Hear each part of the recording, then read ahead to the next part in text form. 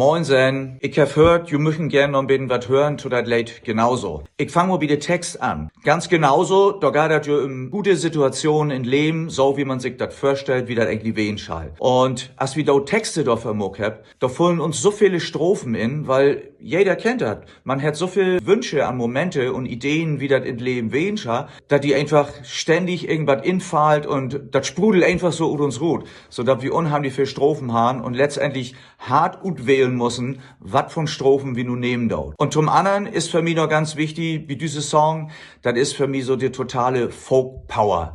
Gemischt mit Rock, weil da sind Akustikinstrumente bin, da ist ein Mandoline, Akustikgitarre und Bass und Schlagzeug. Da mag man eben, da ist ein richtige schöne Rock in den Ohren. Und liebe Leute, ich mach dir da einen Mix und beides. Da das einmal ordentlich nach vorne geht, dass man das Lied gut mitsingen kann, dass der Inhalt stimmen geht und dass das einfach aufgeht. Natürlich kann man auch gern was Ruhigeres singen und so, das finde ich auch gut.